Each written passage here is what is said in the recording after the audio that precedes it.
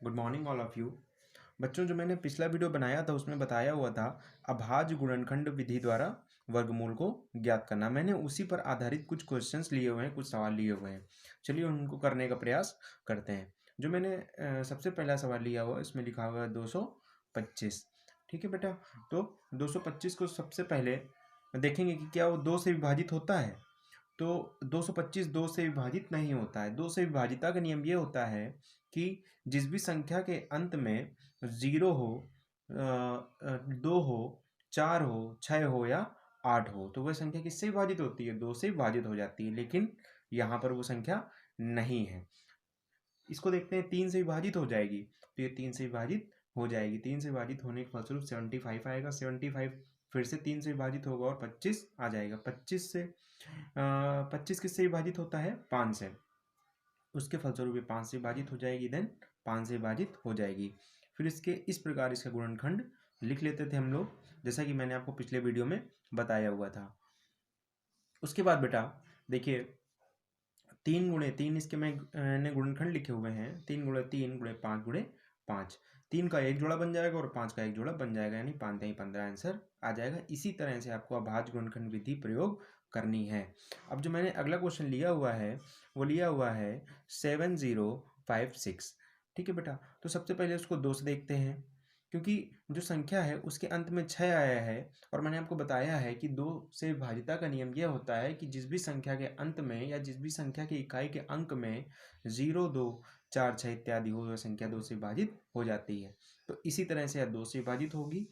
फिर इसके बाद 441 आ जाएगा और 441 3 से विभाजित हो जाएगी और फिर 49 आ जाएगा, जो 49 7 से विभाजित हो जाएगी। फिर इसके गुणनखंडों को कुछ इस तरह लिख लेते हैं और जोड़े बना लेते हैं। 2 का एक जोड़ा, इस 2 का एक जोड़ा, इस 3 का एक जोड़ा और इस 7 का एक जोड़ा बन जाएगा। 84 इसका आंसर आ जाएगा। हमारा अगला क्वेश्चन है, उस पर लिखा हुआ है वह लघुत्तम संख्या ज्ञात करो जिससे गुणा करने पर पूर्ण वर्ग संख्या क्या हो जाए? प्राप्त हो जाए। ठीक है, तो बेटा जो इस तरह के क्वेश्चंस होते हैं वो कुछ इस तरह से किए जाते हैं। चलिए देखते हैं। सबसे पहले जो हमारा क्वेश्चन है वो लिखा हुआ है 180, यानी 180 पर हम किस संख्या का गुणा करें कि हमें संख्या कैसी मिल जाए? पूर्ण वर्ग संख्या मिल जाए। चलिए देखते हैं इसको बेटा। 180 को मैंने लिया हुआ है, इसको सबसे पहले 2 से विभाजित करेंगे।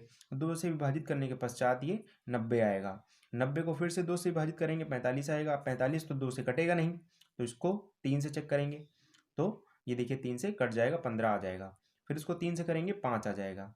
फिर इसको 5 से करेंगे 1 आ जाएगा। बेटा जो भी संख्या है, मैंने आपको बताया था कि इन अंकों को श्रेणीबद्ध तरीके से लिखते हैं। तो मैंने देखिए ये अंक सारे 2 गुणे 2, 2 गुणे 2, 3 गुणे 3, 3 गुणे 3 और गुणे 5। अब इसको ध्यानपूर्वक देखिए बेटा कि 2 का जोड़ा बन चुका है, 3 का जोड़ा बन चुका है, क्या 5 का जोड़ा बना है? 5 का जोड़ा नहीं बना है। इसलिए इसमें अगर हम 5 का गुणा करा देंगे तो हमें संख्या कैसी मिल जाएगी? एक पूर्ण वर्ग संख्या मिल जाएगी। अर्थात इसका आंसर क्या आएगा? इसका आंसर आएगा 5।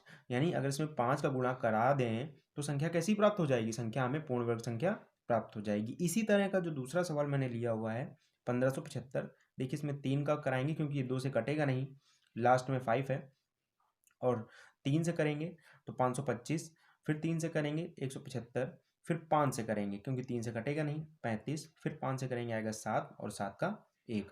अब यहाँ पर इसके देखिए मैंने गुणनखंडों को यहाँ लिखा हुआ है, तो देखिए 3 गुणे 3, 5 गुणे 5 और देखिए अकेला 7 बचा हुआ है। क्या 7 का जोड़ा बना है? 7 का जोड़ा नहीं बना है। जिस संख्या का जोड़ा ना बने हमें उसी संख्या का गुणा करना है। तो यहाँ पर किस संख्या का हम गुणा करा दें कि संख्या पूर्ण वर्ग प्राप्त हो जाएगा?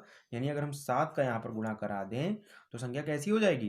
पूर्ण वर्ग संख्या प्राप्त हो जाएगी। ठीक है बेटा, आशा करता हूँ कि आपको ये क्वेश्चन समझ में आया होगा। ठीक है बच्चों, धन्यवाद।